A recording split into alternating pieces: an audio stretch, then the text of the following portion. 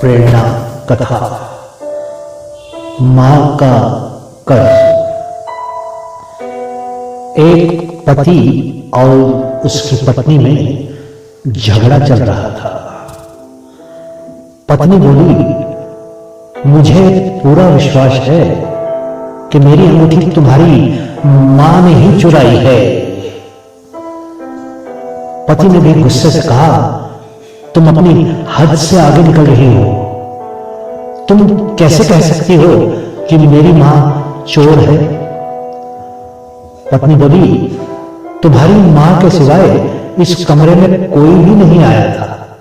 अंगूठी मैंने मेज पर रखी थी। पति बहुत देर तक सुनता रहा, पर बात जब पति की बर्दाश्त के बाहर हो गई तो उसने पत्नी के गाल पर एक जोरदार तमाचा दे मारा। उनकी शादी सिर्फ कुछ महीने पहले ही हुई थी। पत्नी सहन न कर सकी। उसने अपना सामान एक बैग में रखना शुरू कर दिया, पर वो कमरे से बाहर निकलने से पहले रुकी और पति से कहा, आपको अपनी मां पर इतना अधिक विश्वास क्यों है? पति ने अपनी पत्नी को जवाब देना शुरू किया। उस समय उसकी मां दरवाजे के पीछे खड़ी सब सुन रही थी। बेटे का जवाब सुनकर मां की आंखें भर आई। पति ने पत्नी से कहना शुरू किया, जब मैं बहुत छोटा था मेरे पिताजी का स्वर्गवास हो गया।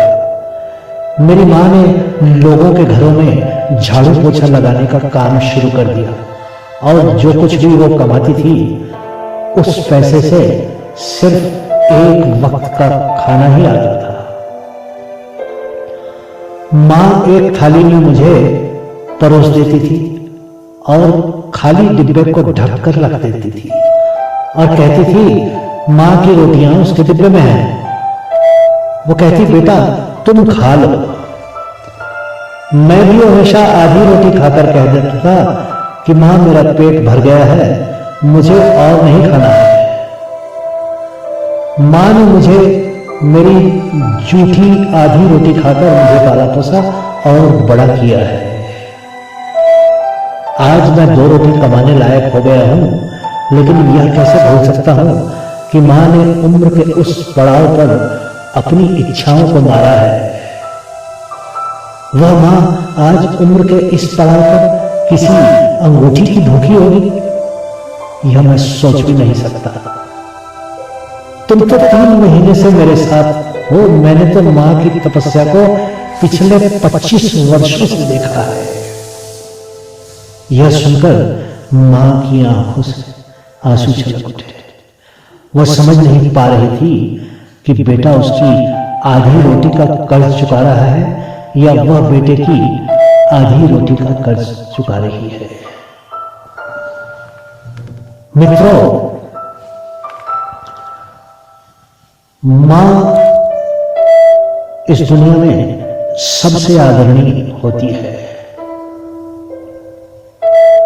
मां कैसी भी हो, अपने बेटे के साथ ऐसा कुछ नहीं कर सकती। वो अपना पेट काट कर बेटों को पढ़ाती है, लिखाती है और उनके सुंदर जीवन के सपने देखती है।